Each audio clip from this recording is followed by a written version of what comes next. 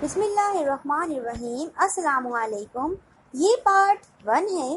آج ہم آپ کی خدمت میں کتاب پیش کر رہے ہیں جنگلی، مصنف رضیہ بٹ، آواز ہیرا مجید کی۔ یہ کتاب آپ کے لیے بک شیئر پاکستان آڈیو لائبریری کی جانب سے پیش کی جا رہی ہے۔ دیگر معلومات اور کتابوں کے لیے آپ رابطہ کر سکتے ہیں۔ Call number 0300291960، what's app number 0333249573 پر محمد اظہر لطیف سے۔ معزز سامعین، یہ کتاب کل 319 صفحات پر مشتمل ہے، تو آئیے سنتے ہیں پارٹ 1 صفحہ نمبر 17 سے۔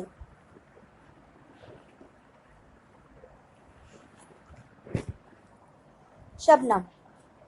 شبنم صبح کی اس پاکیزگی کا نام ہے جس سے وضو کرنا پھولوں کا دستور ہوا کرتا ہے، اور جس پھول کو شبنم کے چند آنسو بھی میسر نہ آ جائیں تو وہ شاخ پر جلد دم توڑ دیتے ہیں، اور اس کا روپ ہمیشہ دنیا والوں نے بگڑا ہوا ہی پایا ہے۔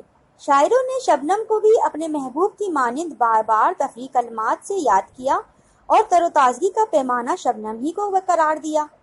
اس نازک اور پاکیزہ چیز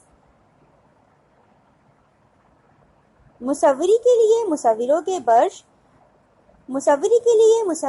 مصوروں کے برش ہمیشہ بے بس ہی رہے، اور ہر قلم سے شبنم کو کن کن الفاظ میں یاد کیا گیا۔ اس کا نام بھی شبنم تھا، اور نہ جانے جاوید کو اس سے کتنا پیار تھا۔ وہ خود بھی شاعر تھا، اور اس نے بھرے کالج میں صرف شبنم کو پسند کیا تھا۔ وہ کلاس فیلو تھے، اور ان دنوں وہ دونوں بی اے کے فائنل ایئر میں زیر تعلیم تھے۔ دونوں رئیس زادے نہ تھے۔ شبنم کے ابو اس وقت ساتھ چھوڑ گئے جب وہ ابھی 10 سال کی بچی تھی اور 5ویں جماعت میں زیر تعلیم تھی، اور اس کی بڑی بہن پروین، جو اس سے صرف سال بھر بڑی ہوگی، 7ویں جماعت میں تھی۔ اور جاوید کے ابو بیچارے ایک حادثے کا شکار ہو گئے، اور اس کی امی نے اپنے اکلوتے بیٹے کی پرورش اور تعلیم کی ذمہ داری خود سنبھالی۔ گاؤں میں ذرا سی زمین تھی، مگر دونوں ماں بیٹے کے لیے کافی تھی۔ ماں نے وہ زمین کاشت کے لیے اس کے چچا کے حوالے کر دی، اور ان کے ان پڑھ چچا دیانت داری سے اپنی بھابھی اور بھتیجے کو اس سے زیادہ پیسے دیتے رہے جتنے ان کا حصہ ہوا کرتے تھے، مگر ماں نے ہر قیمت پر اپنے بیٹے کو اعلیٰ تعلیم دلوانے کا فیصلہ کر لیا تھا۔ اور اب جب کہ جاوید بی اے کا امتحان دینے والا تھا، تو ماں نے اسے کہہ دیا کہ وہ بہت پڑھ چکا ہے اور وہ اب گھر میں بہو لانا چاہتی ہے، اور بیمار رہنے لگی تھی، اور اپنی زندگی میں بیٹے کا گھر آباد دیکھنا چاہتی تھی۔ امتحان میں بہت تھوڑے دن باقی رہ گئے تھے۔ ایک شام جب وہ کالج سے چھٹی کے بعد گھر جانے لگے، تو کالج سے کچھ دور بس اسٹاپ پر بس کے انتظار میں کھڑی شبنم سے جاوید نے کہا، شبنم آؤ، آج میں تمہیں رکشے میں اپنے ساتھ گھر چھوڑاؤں گا۔ دل تو شبنم کا چاہا کہ وہ انکار کر دے، وہ ایسی باتوں کی ادنا نہ تھی۔ انہوں نے تو اب تک پیار صرف کالج کی حدود میں کیا تھا، اور ویسا ہی پیار کیا تھا جیسا دونوں جوان دل کالج کے دنوں میں اکثر کیا کرتے ہیں۔ اور جب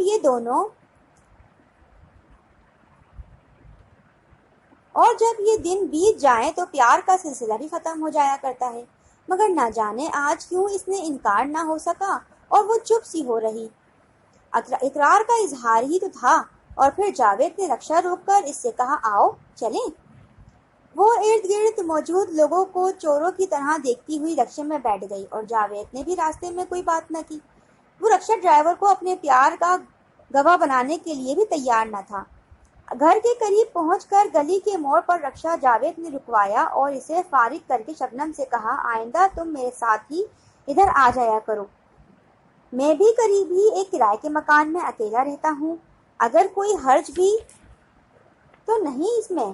جی اچھا، شبنم نے اس قدر جواب دیا، اور وہ تیز تیز قدم اٹھاتی گھر کی جانب چل دی۔ وہ بہت ڈرپوک لڑکی تھی، اور محلے میں ایک اجنبی نوجوان سے ان 2 الفاظ سے زیادہ کچھ کہنے کی ہمت بھی کہاں رکھتی تھی۔ وہ تیزی سے گھر کی طرف چلی گئی۔ یہ سلسلہ بہت دنوں تک جاری رہا، اور پھر ایک دن جب امتحان میں صرف 1 ہفتہ باقی تھا، جاوید نے کہا، شبنم کیا تم میرے ساتھ ایک الوداعی پارٹی کرنا پسند کرو گی؟ مگر کہاں؟ کسی بھی جگہ۔ مجھ پر اعتماد رکھو، میں برا آدمی نہیں ہوں، اس نے جیسے التجا کی تھی۔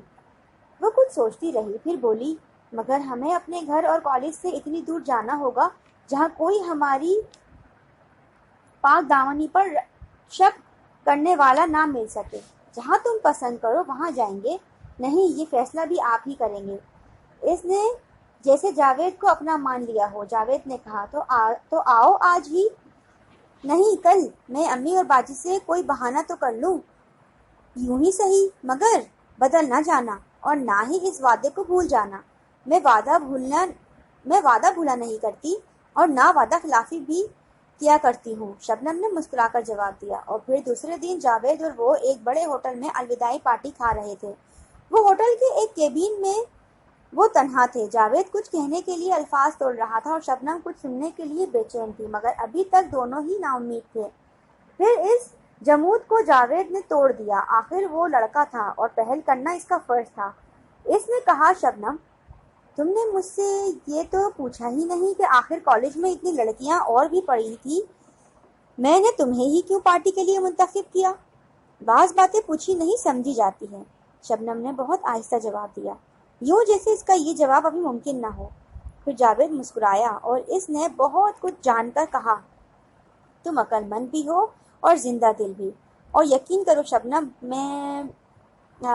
میرا مطلب ہے اپنی کالج کی زندگی میں صرف تمہیں پسند کرتا رہا ہوں، اور شاید تم بھی مجھے برا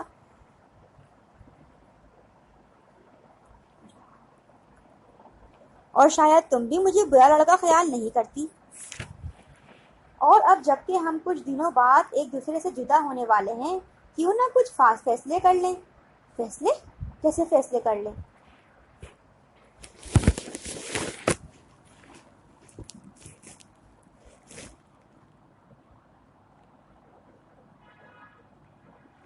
اب وہ سب کچھ جان کر بھی پوچھ بیٹھی۔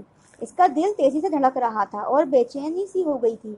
وہ ایک ایسی بات سننے والی تھی جو وہ دل سے سننا چاہتی تھی، مگر چہرہ سننے سے پہلے سرخ ہونے لگا۔ جاوید نے کہا، تم نے اپنے مستقبل کا فیصلہ کیا؟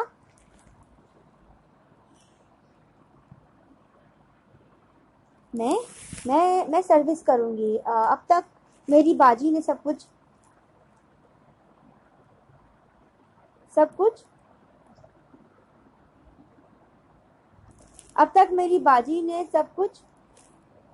بوجھ کر سروس کی ہے، اور صرف میری خاطر وہ مجھ سے زیادہ سے زیادہ تعلیم دلوانا چاہتی ہیں۔ وہ میری ماں کا فرض بھی ادا کر رہی ہیں اور میرے لیے اپنی ہر خواہش نچھاور کرنے کا فیصلہ کر چکی ہیں۔ ان کا خیال ہے کہ میں ایم اے کر لوں اور پھر پروفیسر بن جاؤں۔ کیوں، اچھی بات ہے نا؟ ہاں، وہ جیسے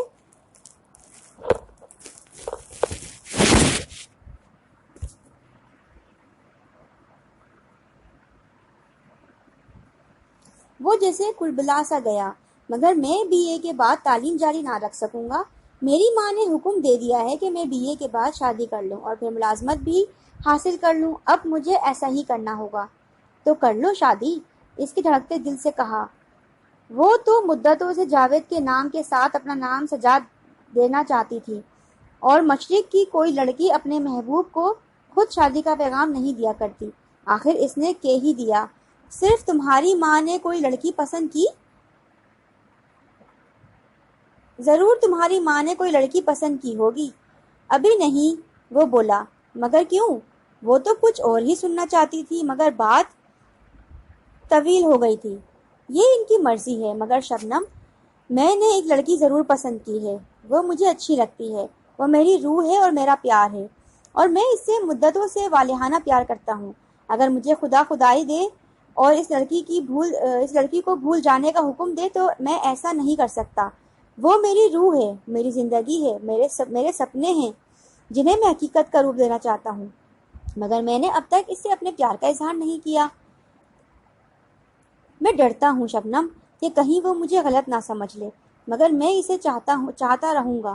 میں نے نہ جانے کب سے اسے اپنے مستقبل میں سجا رکھا ہے، اور اگر اس نے میرے پیار کو ٹھکرا دیا تو میں خودکشی کر لوں گا۔ शबनम, मैं इसके बगैर अधूरी जिंदगी बसर करना नहीं चाहता। मैं इसके साथ हाथ में हाथ डालकर जिंदगी का तवील सफर खुशगवार बनाना चाहता हूँ। मेरी दुआ है कि काश वो भी मेरा साथ दे। फिर जिंदगी की इस नामुकम्मल तस्वीर में अपने प्यार के ऐसे रंग भरूंगा कि ये तस्वीर एक शाकार बन जाएगी और लोग इसे रश्क से देखेंगे। मैंने बहुत कुछ सोचा है, मगर मेरे तमाम मंसूबे और ख्यालात मिट्टी के एक बर्तन से ज्यादा अहमियत नहीं रखते, जो जरा सी ठोकर से टूट कर नाकारा बन जाते हैं, और लोग इन्हें बेकार ख्याल करके अपने आंगन के कोने में रख कूड़े करकट वाले बर्तन में फेंक देते हैं। मगर जब शरीक की जिंदगी में साथ रहने का अहद कर लें और अपने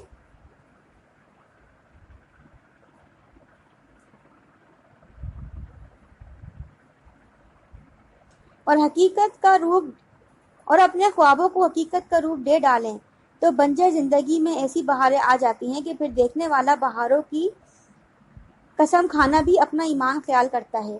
शबनम, बताओ मैं क्या करूं? क्या तुमने भी ऐसा कोई ख्वाब कभी देखा है? अगर जवाब हाँ में हो तो इन ख्वाबों की ताबीर तलाश करने में तुम्हारा साथ दूंगा। शबनम का दिल धड़क रहा था, जैसे इसने भी पूरी रफ्तार से धड़कने की आज कसम खा रखी थी। इसकी आवाजें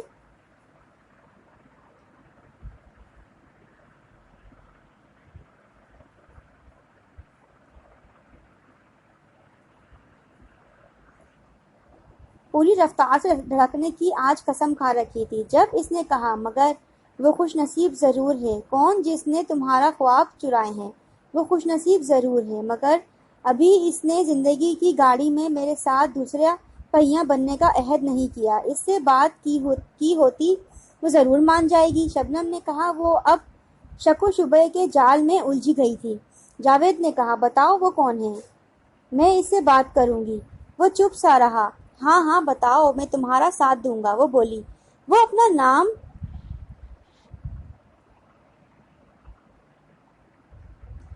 नाम सुनना ज्यादा पसंद करती थी। इस लम्हात में जब वो अपनी पसंद का नाम बताने वाला था, शबनम का दिल जैसे धड़कना भी भूलने को था। जावेद ने कहा, शबनम, वो खुशनसीब तुम हो। मैं वो उछल सी पड़ी। इसे तो उम्मीद ना थी कि जावेद इतनी जल्दी और इतनी बेबाकी से इसका नाम ले देगा। हाँ शबनम, हाँ वो तुम हो। अगर तुम साथ देना पसंद करोगी तो दुरुस्त है, वरना मैं मजबूर ना करूंगा। आखिर मुझे इसका क्या हक है? मैं तुम्हें मजबूर करूं तो भी अपनी मर्जी की मालिक हो। शबनम, तुम हाँ कह दोगी तो मैं एक नई जिंदगी लेकर ख्वाबों से बाहर निकल आऊंगा, और अगर इनकार कर दोगी तो मैं एक दीवाना बनकर खजाओं की बाजगश्त की सूरत बन जिंदा हो रहूंगा। तुम क्या फैसला करती हो, ये तुम्हारे इख्तियार में है, मगर फैसला इंसानियत की नजर से करना। मैं तुम्हारे एक जवाब को अपना मुकद्दर समझ लूंगा। और हाँ, बात इतनी ही साफ और बेबाकी से कह दो जैसे मैंने कहा है। वो लड़की थी और इसमें हिम्मत ना थी कि इनकार और इकरार का ये फैसला इतनी जल्दी कर देती, और फिर पल भर में हाँ भी कहकर जावेद को जिंदगी के नए रास्ते का पता बताती। वो सिर्फ नजरें झुकाए बैठी रही। अब वो आइसक्रीम खा रही थी। इसने चम्मच आइसक्रीम की प्याली में रख दिया और ना जाने क्या कुछ सोचने लगी। जावेद ने कहा, तुम कितने वक्त में फैसला सुना दोगी? यकीन करो, ये वक्त मुझ पर कयामत बनकर टूट रहा है। जी, वो हौले से बोली। ऐसे फैसले तो इंसान कर चुका होता है, यूं इसका इजहार जरा मुश्किल बन जाता है। क्या मतलब? हैरानी से जावेद ने पूछा। आप अगर मेरी बात पर गौर करें तो मैं जवाब दे चुकी, मगर प्यार पेचीदा बातें नहीं सुना करता। जो कहना है साफ साफ कह दो। मैं अब क्या कहूँ? आपने खुद फैसला कर लिया है और तुमने फैसला नहीं किया। क्या तुम भी मुझे पसंद करती हो और मेरा साथ दोगी? जी, इसने सिर्फ इस कदर कहा। मैं क्या सुन रहा हूँ शबनम? खुदा के लिए एक अल्फाज दोबारा कह दो, ताकि खुशी से मेरे दिमाग की शरियान ना फट जाए। शबनम, मैं साफ सुनना चाहता हूँ। इतनी सी बात जितनी मैंने खुद कह दी है। मैंने कह दिया है ना कि मैं आपके फैसले से मुत्तफिक हूँ। मैं जिंदगी के हर मोड़ पर आपका साथ दूंगी। मैं आपके फैसले को हुक्म ख्याल करूंगी और अपना फैसला भी। تو کیا تم مجھ سے شادی کرو گی؟ اگر میری امی کو تم منا لو تو، شبنم نے جواب دیا۔ میں منا لوں گا۔ جاوید کا چہرہ خوشی سے اور شبنم کا شرم سے سرخ ہو رہا تھا۔ وہ کچھ دیر چپ رہی، پھر جاوید بولا، مگر میں تو BA کے بعد ملازمت کر لوں گا، تم پھر مجھ سے کیسے ملا کرو گی؟ میں جو MA کروں گی، میں پھر بھی یونیورسٹی جایا کروں گی، اور آزادی کا یہ دور ہمیں مل بیٹھنے کا موقع بھی ضرور دے گا۔ شبنم نے کہا، ٹھیک ہے، مگر اس نے بات مکمل نہ کی اور چپ ہو گیا۔ ہاں، کہو نا، مگر کیا؟ شبنم نے بے چینی سے پوچھا۔ شبنم، تم MA پاس کرو گی تو پھر ہی تو میں تمہاری امی سے بات کروں گا نا، اور اگر تمہاری امی نے میری ہی نامکمل تعلیم اور تمہاری زیادہ تعلیم کو درمیان میں رکاوٹ بنا دیا تو؟ ایسی بات نہیں ہوگی جاوید، وہ پیار سے بولی، مگر اس کا امکان تو موجود ہے، میں نمٹ لوں گی، تم اپنی فکر کرو۔ دونوں کھلکھلا کر ہنس پڑے۔ شبنم نے اپنا آئس کریم والا کپ اٹھایا اور کھانے لگی۔ نہ جانے اس موقع پر جاوید کو کیا سوجی کہ اس نے اپنے کپ میں سے ایک چمچ بھر کر منہ کے قریب لے جا کر کہا، تم میرے ساتھ ایک چمچ آئس کریم بھی کھا لو۔ وہ ہچکچائی، مگر اس نے منہ کھول دیا، اور جاوید نے آئس کریم کا ذرا سا چمچ شبنم کے منہ میں ڈال کر پیار کے وعدے کو پکا کر لیا۔ شبنم بھی اس جوان دل کی مالک تھی، اس کی دھڑکنیں بھی اتنی رفتار سے دھڑکا کرتی تھی جتنی جاوید کی۔ اس نے بھی اپنے کپ سے ایک چمچ بھرا، اور جب وہ یہ چمچ جاوید کے منہ کے قریب لے گئی تو اس کا ہاتھ کانپ رہا تھا، اور اس نے کچھ بھی نہ کہا۔ کہنا ضروری بھی نہیں تھا، کیونکہ کئی باتیں بے زبانی سے بھی ادا کی جاتی ہیں۔ جاوید نے وہ آئس کریم ایسے ہی کھائی جیسے یہ آئس کریم نہ ہو، آب حیات ہو۔ تب شبنم نے کہا، 4 گھنٹے گزر گئے ہیں، اب ہمیں چلنا چاہیے۔ ہاں، کیوں نہیں، مگر ایک وعدہ کرو کہ تم اکثر ملتی رہو گی، چاہے میں کسی بھی سروس پہ چلا جاؤں۔ جاوید نے اپنا ہاتھ سامنے کر دیا، اس امید پر کہ شبنم اس کے ہاتھ پر ہاتھ رکھ کر وعدہ کرے گی، اور شبنم نے بھی اسے مایوس نہیں کیا۔ اس نے ہاتھ پر ہاتھ رکھ دیا اور بولی، میں وعدہ کرتی ہوں۔ اپنی انگلیوں کی گرفت میں جاوید نے وہ ہاتھ یوں مضبوط سے تھام لیا جیسے اب وہ ہاتھ اس کی امانت ہو، اور پھر وہ خود پر قابو نہ رکھ سکا اور پیار کے آخری پیمانے سے بھی وہ ہاتھ چوم لیا۔ شریر، شبنم نے گھبرا کر کہا، جبکہ اس کی خواہش یہی تھی کہ جاوید اس کا ہاتھ چوم لے، اور یوں یہ الوداعی پارٹی ملن پارٹی میں بدل گئی۔ دو نوجوان دل کی دھڑکنوں نے آج ایک ہی انداز میں دھڑکنے اور ہر دھڑکن پر ایک دوسرے کا نام دہرانے کا اقرار کر لیا تھا۔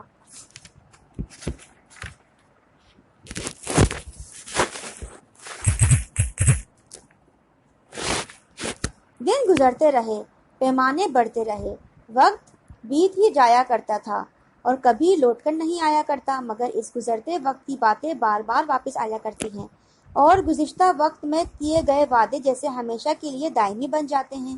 امتحان ہوئے، ختم ہو گئے، اور شبنم جاوید دونوں ایک دوسرے سے ملاقات کی امکانات بھی کھو بیٹھے، کیونکہ شبنم کی قدامت پسندی امی اس کا گھر سے بے سبب نکلنا پسند نہ کرتی تھی۔ ان دنوں شبنم اپنی امی سے کسی سہیلی سے ملنے کا وعدہ بھی کیسے کر کے جاوید سے ملنے کہیں جا سکتی تھی۔ جاوید نے کوئی وقت، کوئی جگہ اور کوئی پروگرام بھی تو نہ بنایا تھا۔ اس ملاقاتوں کے لیے وہ گھر میں اکثر چپ اور اداس سی پڑی رہتی۔ وہ اکثر ان لمحات کو یاد کیا کرتی تھی جب جاوید اور اس کے ایک دوسرے سے ایسے وعدے کیا کرتے تھے جو اب ایک گھناؤنا خواب لگتے تھے۔ یہ وعدے بھی جیسے ایک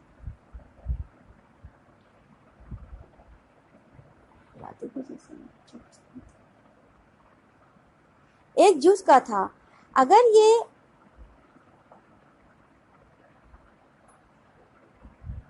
اپنا نشان چھوڑ کر گزر گیا، مگر اس نامراد دل کا کیا کیا جائے جو بیتی باتیں بولتا ہی نہ تھا۔ بارہا اس کی باجی نے پوچھا کہ شبنم کیوں اداس رہتی ہو، مگر شبنم کوئی جواب نہ دے سکی۔ ہاں، البتہ جواب دینے والی امی جو تھیں، انہوں نے کہا، میری بیٹی کو یا تو امتحان میں پاس ہونے کا فکر ہے یا اچھے ڈویژن آنے کا، کیوں ہے نا؟ ہاں امی، شبنم ہمیشہ یہی کہتی تھی۔ دیکھو نا، زندگی میں امتحان کے کتنے موقع آتے ہیں، انسان ان سب امتحانوں میں پاس ہی ہونا چاہتا ہے۔ میں نے بھی ایک امتحان دیا ہے، بہت کچھ سن کر، بہت سے فیصلے کر کے، بہت سے سوالوں کا اپنی دانست میں درست جواب دے کر۔ امی دعا کرو میں ان امتحانوں میں پاس ہو جاؤں۔ اب بہت سے فیصلے کرنے کی اہلیت رکھتی ہو، امی آپ شاید ان امتحانوں سے نہیں گزری اور نہ میرے ابو ہی ایسے امتحانوں سے گزرے ہوں گے. بھلا آپ ان امتحانوں کے نتائج کا کیا اندازہ لگا سکتی ہیں؟ مگر اس کا نتیجہ آپ ہی کے ہاتھ میں ہوگا. میرے ہاتھ میں میری بیٹی؟ ماں ان عجیب عجیب باتوں پر حیران سی رہ جاتی اور کہتی، میرے بس میں تمہاری کامیاب کرنے کا اختیار ہو تو تمہاری خوشیوں کے لیے اپنی جان کی بازی بھی لگا سکتی ہوں، مگر تم تو نہ جانے کبھی بہکی بہکی سی باتیں کرتی ہو. اور اس طرح بات آئی گئی ہو جاتی. ماں اور بہن تو اس کی بات کی تہہ تک نہ پہنچ سکتی تھی. ان دنوں ہی اپنی باجی نے ایک اسکول میں بطور معلمہ ملازمت کر لی تھی. معقول پیسے مل جاتے تھے. ایک دن ماں نے کہا، بیٹی اب میں تیری شادی کرنا چاہتی ہوں. نہیں امی، وہ جیسے گھبرا سی گئی. ابھی اسے سوچنا بھی نہیں. ابھی تو میں سروس کروں گی، بہت سارے پیسے کما کر لاؤں گی اور پھر وہ سوچو کہ گہرائیوں میں گھنٹوں گم رہی. ہر اس ماں کی طرح جو اپنی جوان بیٹی کے مستقبل کے بارے میں سوچتے سوچتے وقت پر پہلے بوڑھی ہو جایا کرتی تھی. شبنم کیا جانے ان دنوں جاوید اس شہر میں ہی نہیں تھا. اسے امتحان کے بعد اس کی امی نے گاؤں میں بلوا لیا تھا اور اب وہ اسے ایک آدھ دن کے لیے بھی اپنے سے دور دیکھنا نہیں چاہتی تھی.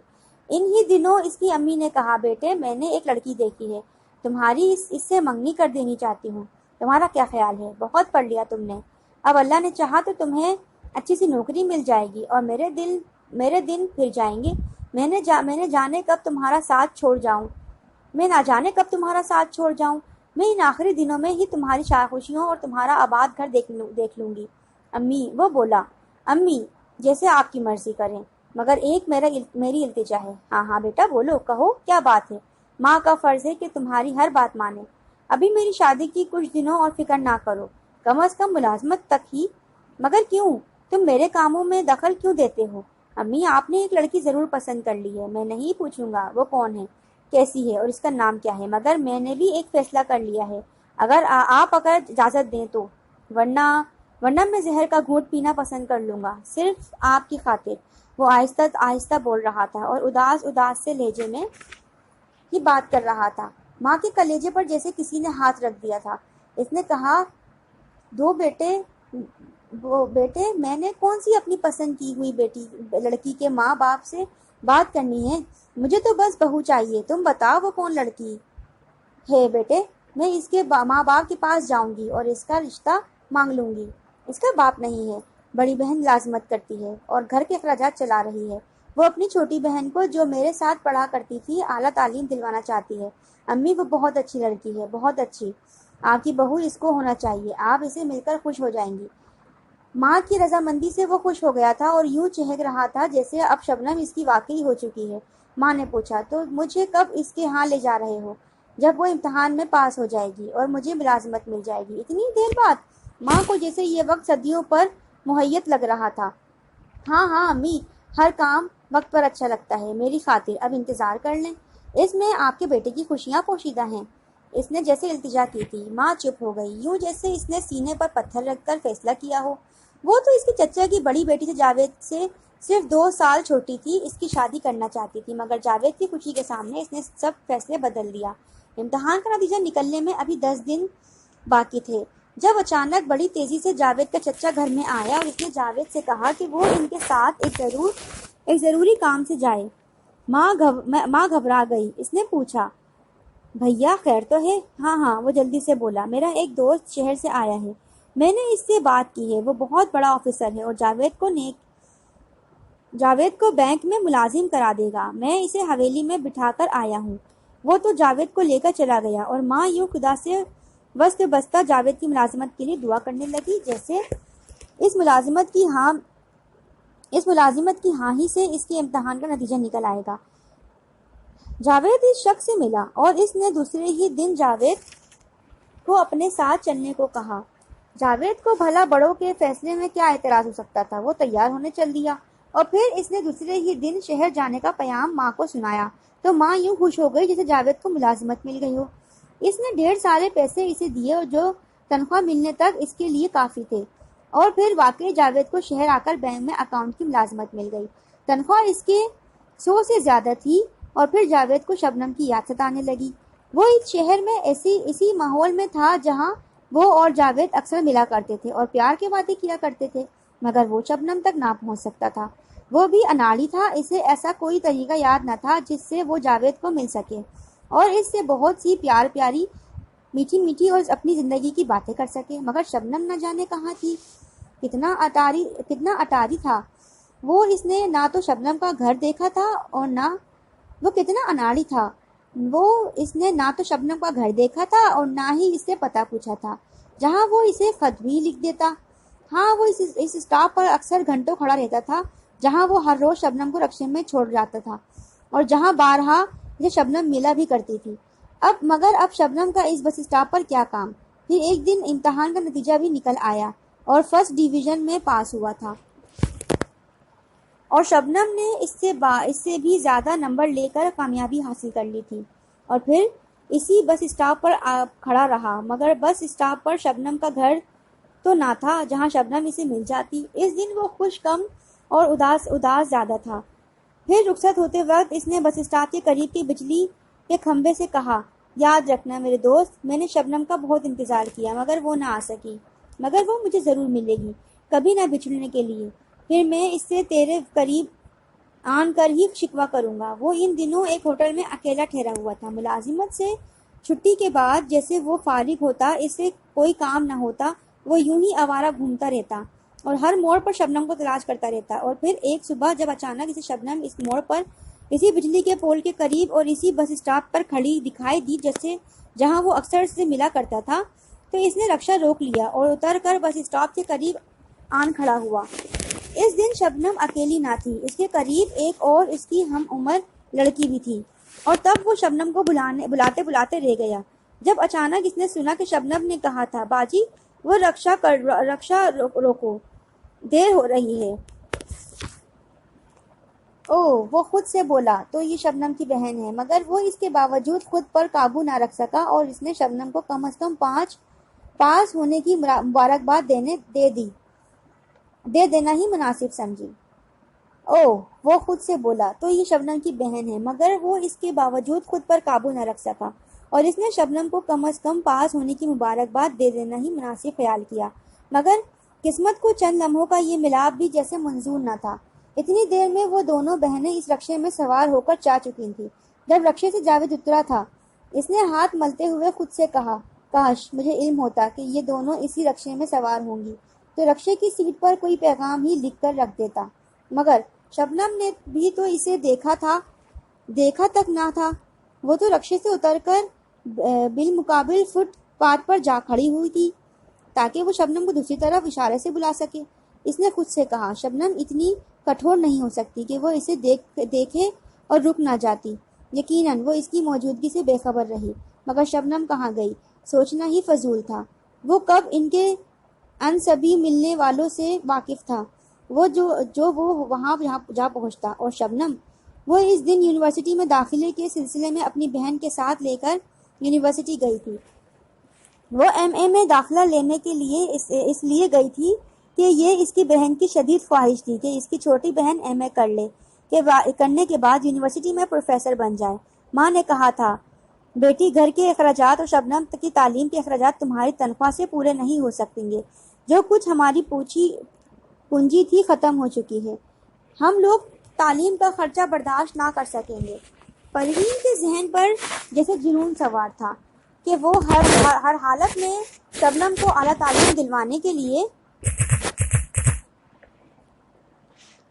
تعلیم دلوائے گی اور کچھ سوچتی رہی، پھر بولی، امی ایک اسکیم ذہن میں آئی ہے۔ ہاں ہمیں بتاؤ، ماں نے یوں بے چینی سے پوچھا جیسے وہ خود کوئی مناسب حل تلاش کر رہی ہو۔ پروین نے کہا، امی ہمارا مکان 2 منزلہ ہے، نیچے والے 4 کمرے ہم استعمال کر رہے ہیں جبکہ اوپر والے کمرے خالی پڑے ہیں، کیوں نہ انہیں کرائے پر دے دیا جائے؟ نہیں، ماں نے کہا، آج کل شریف لوگ کہاں ملتے ہیں اور میں کسی ایسے آدمی کو گھر میں آنے کی اجازت نہیں دے سکتی جسے میں جانتی نہ ہوں گی، وہ بھی دیکھ لیں گے۔ پروین نے کندھے جھٹکا کر لاپرواہی سے کہا اور پھر اس نے کہا، میں کل ہی اخبار میں کرایہ کے لیے خالی ہے کا اشتہار دے دوں گی، بہت سے لوگ آئیں گے، ان میں سے جو بھی مناسب ہوگا اسے کمرہ دے دیں گے۔ ماں کچھ سوچتی رہی اور ابھی کوئی فیصلہ نہ کر سکی تھی کہ پھر اس نے کہا، گھر کا ایک ہی دروازہ ہے، گھر کا ماحول مجروح ہو جائے گا۔ کچھ نہیں ہوگا امی، پروین نے کہا، سب کچھ بعد میں کر لیں گے، اور ہاں، جب کرایہ دار ناپسندیدہ ہوگا تو اسے ایسی ایک دروازے کی صورت میں گھر سے باہر روکا جا سکتا ہے۔ ہاں ہاں امی، آخر حرج کیا ہے؟ شبنم نے بھی بہن کی ہاں میں ہاں ملائی۔ جیسے تمہاری خوشی، ماں نے جیسے دونوں بیٹیوں کے فیصلے کے سامنے ہتھیار ڈال دیے۔ ادھر دوسرے دن کے اخبار میں یہ اشتہار چھپنے کو دے دیا گیا کہ ایک مکان کا حصہ کرائے کے لیے خالی ہے، صرف شریف اور تنہا کرایہ دار رجوع کریں۔